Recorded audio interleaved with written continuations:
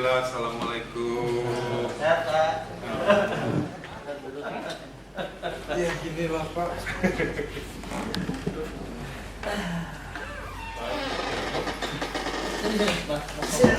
Maaf nih nggak sopan, bajunya kaos. Iya, nggak apa-apa.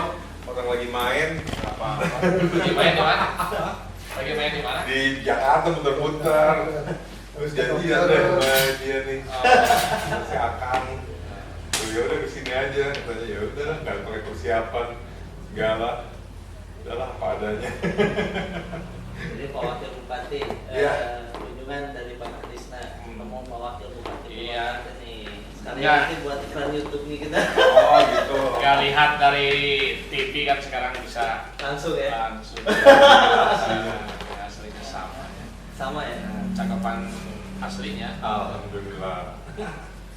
Selama saya kemarin di dapil sini berarti kan belum pernah ketemu ya? Udah. Udah ya? Ada fotonya masih sekarang masih ada.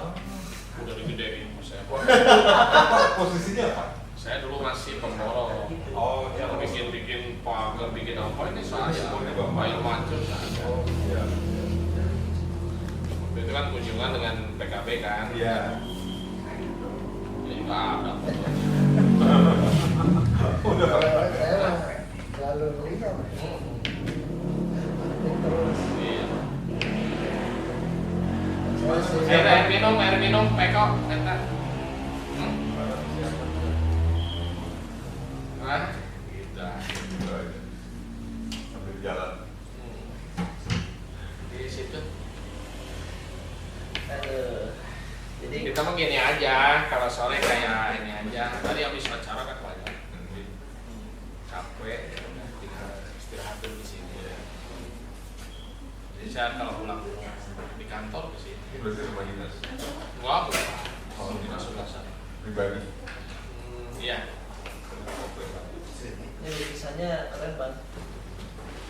Wah iya mantap.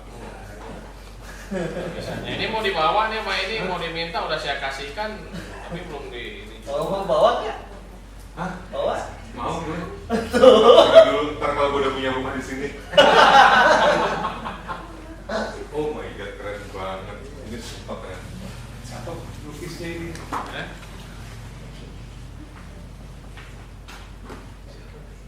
Suman. Siapa ya? Lukisnya siapa ini? Nggak tahu ngapa pelukisnya siapa. Nanti lukisan. Tapi ini keren banget. Sumpah keren banget.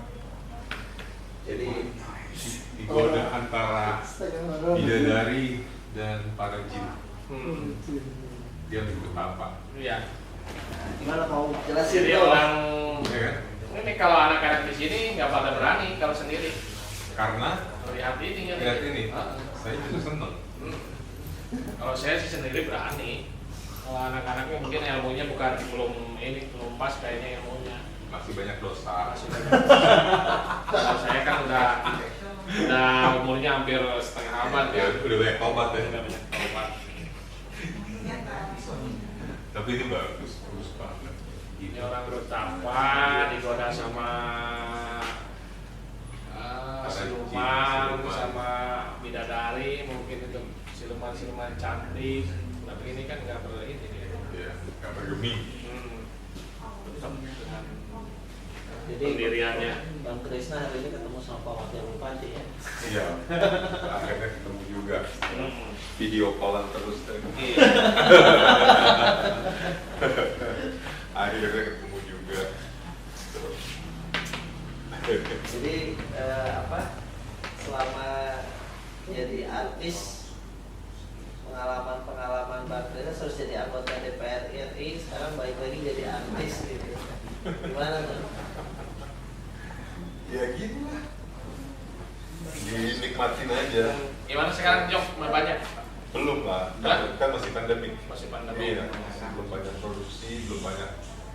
Kita kan namanya seniman pasti kan pekerjaan kita berhubungan dengan orang banyak, Iya. gitu kan. Jadi memang belum banyak yang bikin acara.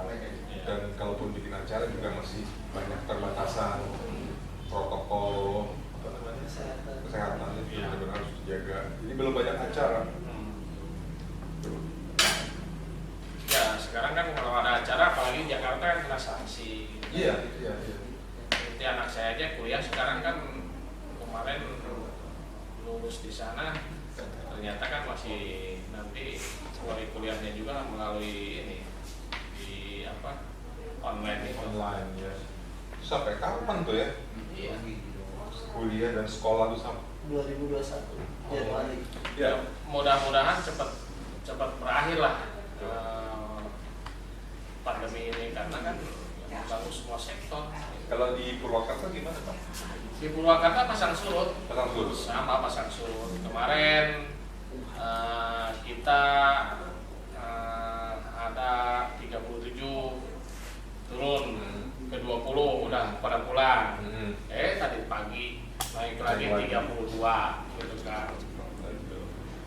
Jadi ya kita karantina ada berapa ya?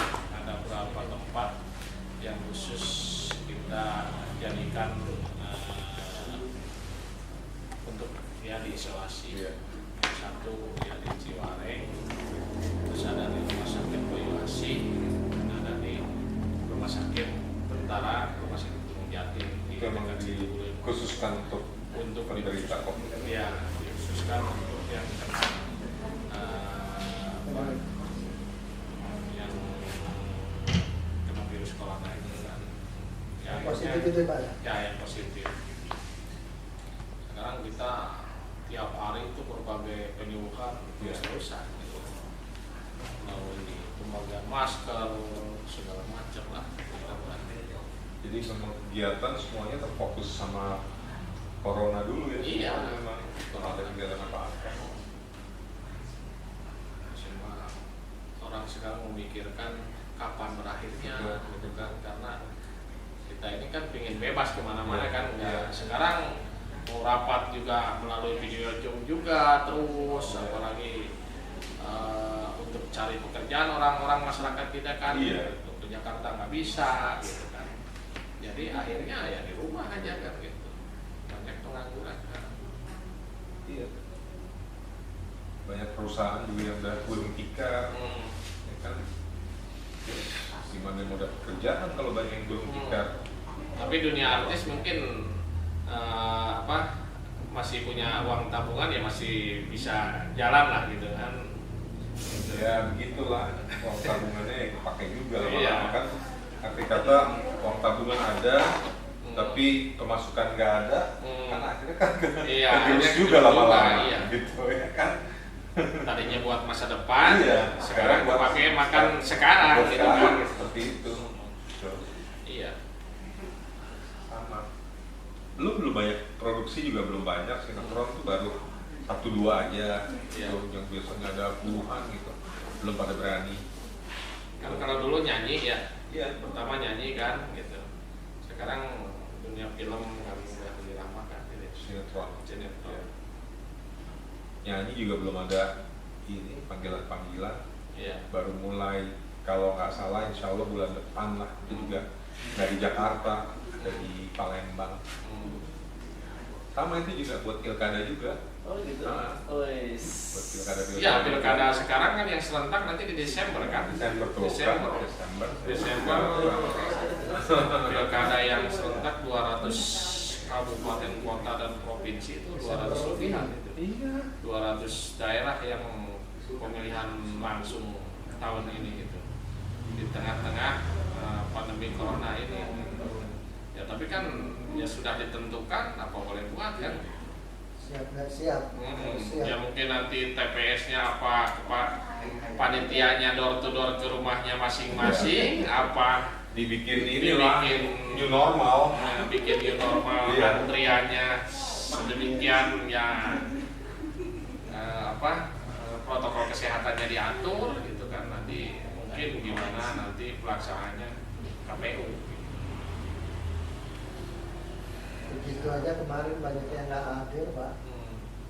Apalagi keadaan sekarang. Iya. Kemarin nyalon lagi kan? Saya nyalon lagi, cuma pindah dapil. Oh, pindah dapil. Pindah dapil, pindah partai. Jadi susah ngangkatnya. Iya. Ya, ini akhirnya belum beruntung. Karena kan masyarakat melihatnya ya di dapil baru kita belum pernah ngasih kontribusi apa-apa kan. Iya. Gitu loh. Ya terus gimana mau kita mau kepilih ya. Tapi pada akhirnya memang Nasdem nggak dapat apa-apa juga. Iya. Nggak dapat apa namanya wakilnya di dapil saya, cuma Ciamis, Banjar, Pangandaran, Kuningan, dapil Jabar 10. Iya. Gitu. Karena di situ jatah DPR RI itu cuma 7, sementara Nasdem itu ada di urutan 9. Oh. Jadi mau Yang 8 ke sana nggak ngangkat, iya, nggak dapat susah. gitu. Gitu.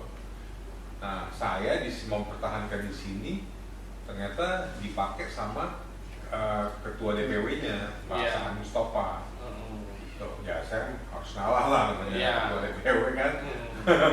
Ya sudah deh, gue ngalah, gue ambil dapil baru. Gitu. Tapi ya nggak ngangkat. Iya. Ya sudah. Berat.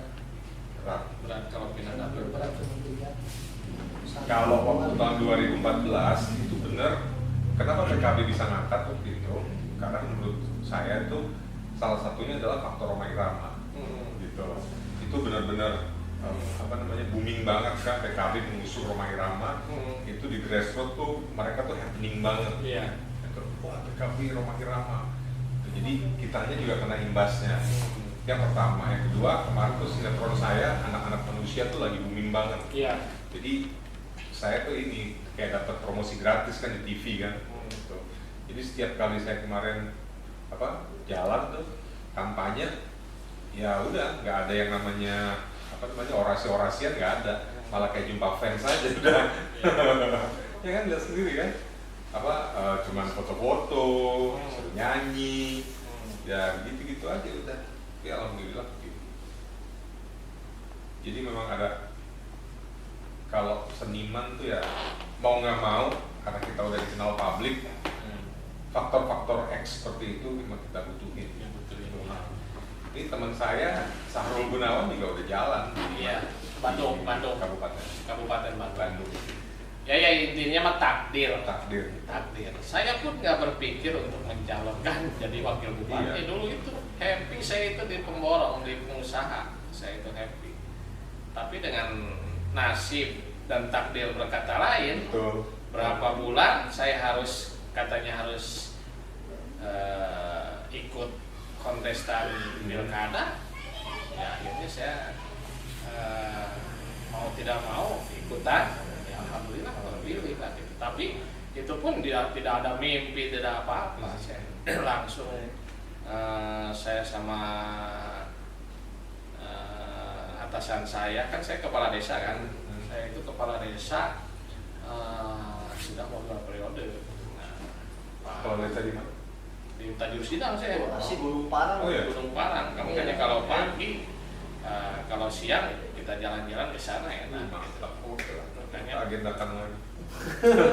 saya itu kan dari awal tidak pernah bermimpi untuk jadi pemimpin. Iya.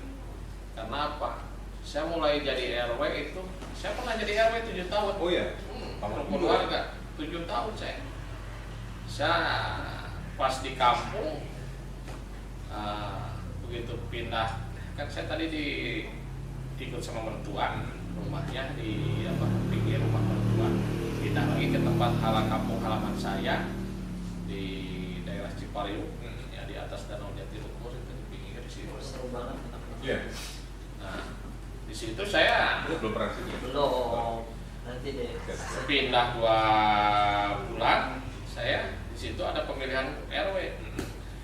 Nah, yang mencalonkan RW itu satu kakak saya, kedua paman saya, Keluarga. satu keluarga. Nah, ujung-ujung saya itu sama warga itu disuruh mencalonkan. Kebetulan juga. Saya nggak mau tadinya, ternyata suruh duduk aja di situ sama warga. Tahu-taunya menang. Akhirnya sampai kakak saya, sampai ngelemparin rumah saya sampai pakai Kakak sendiri. kakak sendiri. Udah itu saya ya di situ ya berwirausaha lah. Ya, Saya ya. seperti kalau menurut ini mah kan saya nggak bermimpi sampai kayak begini. Saya itu saya usaha itu kan dulu itu saya bekerja keluar sekolah SD itu udah di Jakarta. Itu sempat di Jakarta ya? Jakarta itu yang saya bikin awalnya itu di Tanjung Priok, di Sunter, bikin pabrik mobil itu ya saya naikin masih digaji 3.000 perak. Tahun berapa itu? Tahun 91. 91. 91. Aja saya 3.000 ya. Hah? Tahun segitu masih. 3.000 perak saya gaji Per hari? per hari. Oh. 3.000 saya masih ya keluar SD lah gitu kan. Iya. Karena ibu saya nggak kuat untuk nyekolahin saya SMP karena jauh kan. Jadi saya ikut dengan tetangga yang merantau ke Jakarta. Akhirnya ngenaikin saya kuling aduk. Nah, kuling aduk di situ dibayar 3.000. Terjadi bunyi juga ya? Ya kulit. Saya tidur itu dikerumutin nyamuk itu sampai di atap bedeng saya tidurnya itu. Iya, pengalaman. Di Sunter. Udah itu pindah ke kerja itu sudah di Sunter itu pindah ke Indobarat di sini. Indobarat dapat berapa 2 bulanan. Dari Indobarat pindah ke Balai Sidang. Waktu tahun 91 apa 92 itu Balai Sidang yang pinggirnya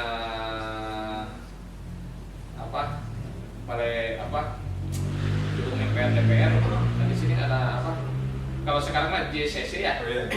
JCC itu. Saya di situ lama di situ karena dikejar target presiden zaman Pak Soeharto. Saya di situ udah dari mulai lantai dasar berapa bulan lah ya, hampir setahun 8 bulan saya di situ. Saat udah mau kelar KTT mau persiapkan itu karyawan itu orang kulit itu nggak boleh tidur di dalam bangunan. Saya sampai tidur di pinggir jalan itu. Emang nggak disediain bedding? Dulunya disediain di bawah, tapi dikarenakan mau KTT harus bersih. Kan kita harus ngontrak. Ya, ya. Nah, ngontrak kan jauh kalau di situ. Iya. Minimal ke Sleepy. Belum dananya lagi kan? Belum dana lagi. Kan itu waktu kita itu cuman gaji di situ cuma 5.000 per hari. Sedangkan ngontrak jauh. Iya. Saya itu tidur sama rekan-rekan itu sama teman kerja. Sampai tidur di bawah rumpun pohon bambu. Nah, udah tidur di bawah pohon bambu sama tentara itu nggak boleh juga kan? Ya takut lah, namanya presiden di mana-mana ke situ Pak. Akhirnya tiap malam itu diusir terus ya. Diusir sampai tidur saya di bawah nyebrang ke parkiran Senayan. Dulu mah masih luas parkiran. Nah, tidur di bawah kolam renang situ. Di atapnya bawah kolam renang situ. Tidur di situ nyaman lah, tidur lah. Nggak pakai alas? Pakai kardus aja. Kardus doang. Pakai kardus tidur. Nah, udah di situ diusir lagi. Pindah lagi ke lapangan sepak bola yang biasa, yang nggak ada itunya, atapnya. Nah, di situ banyak ada anjing di situ. Wah, diinin anjing terus kan. Wah, kita udah capek pulang pindah. Susah. Akhirnya setelah itu KTT udah ini saya suruh jaga yang sekarang mah dulu mah kan hotel Hiltonnya, sekarang mah apa namanya Hotel Sultan ya, Hotel Sultan. Di situ Hotel Sultan itu saya tahu dari awalnya yang baru itu kan di bawah lantai basementnya itu terowongan dari Sultan ke JCC ya, itu 3 lantai. Saya itu suruh jaga di lantai dasar di bawah. Nah, di situ disiapin ada tempat tidur. Cuman kan dulu saya takutnya banyak yang jatuh di situ kan, banyak yang meninggal tiap hari itu. Orang yang ngerjain proyek meninggal karena itu pekerjaannya dikejar-kejar terus. Nah, di situ saya setahun 8 bulan. Setahun 8 bulan pindah ke Cikarang, bikin apartemen waktu pas pertama di Lipo itu. Lipo Cikarang waktu pembukaan tahun 93. Awal-awal apartemen. Awal-awal apartemen gitu. Di situ Cikarang. Sekarang kawasannya ramai kan, jadi limo di situ di Hotel Sahid. Itu baru dibangun cuman apartemen sama Hotel Sahid aja. Dan apartemen waktu itu belum begitu terkenal kan? Belum. Dulu mah masih pengenalan. Dulu mah apartemen harganya juga kalau sekarang harga sekarang cuma dapat 35 juta. Dulu itu. Iya. Dulu itu 35 juta, 40 juta tuh. Dulu tuh apartemen studio apa udah ada kamar-kamar? Udah ada kamar-kamar. Udah ada kamar-kamar. Udah ada kamar-kamarnya apartemen yang di Cikarang tahun 93. Nah di situ hampir saya 1 tahun ya sama bos suruh nginep di rumahnya di bawah gitu kan, waktu masih kerja itu suruh bersih di rumahnya apa. Nah ini saya diangkat jadi mandor harian oleh Cikarang. Udah itu udah beres Cikarang, ada proyek lagi di Raja Wali. Nah, alhamdulillah saya ngerjain di apartemen Raja Wali tuh, sekarang dekat apa PRJ lah kalau sekarang kan suka rame setiap tahun. Di PRJ pembangunannya 30 lantai. Itu udah sebagai apa waktu itu? Saya udah mulai jadi mandor itu, mandor harian. Okay. Mandor harian. Udah di situ hampir setahun lebih kelar. Setahun lebih.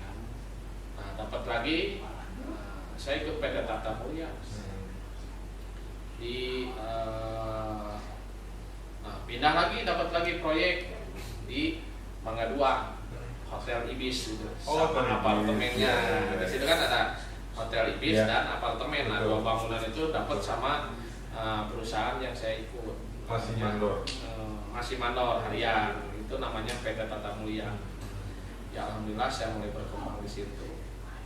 Nah, pas setahun lebih juga kelar di situ, akhirnya kan 96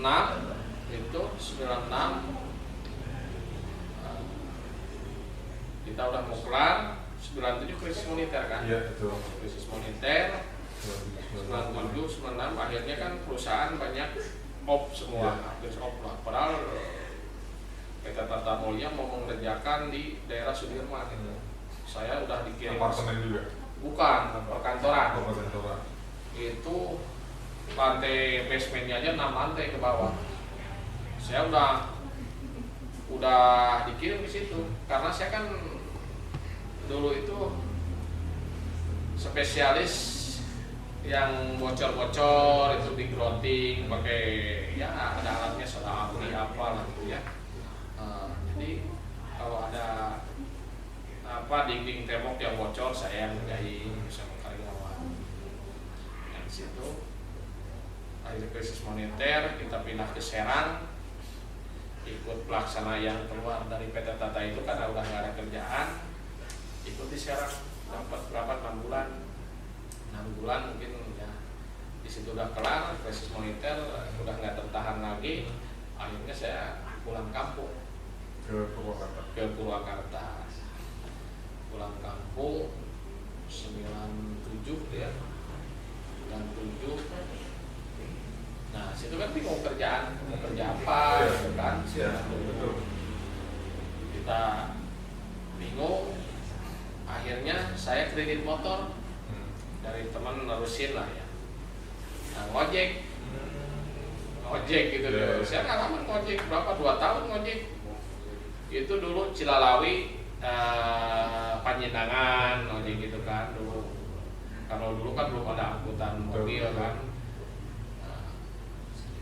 Terus ngojek itu dari Pleret ke kampung saya gitu kan. Itu daerahnya ada. Iya. Pleret. Terus nah, saya kan sambil lihat-lihat orang jualan nih. Nih, lihat orang jualan apa berapa di pasar. Jual apa nih? Ada ayam, Gitu. ayam beli ayam di kampung, Iya, dijual di iya. pasar. Ada buah nih, pete, Iya. saya beli di kampung satu gedeng itu kan 60 biji, ya. Berapa kita Dijual lagi. akhirnya dijual lagi gitu kan, sambil ngojek gitu.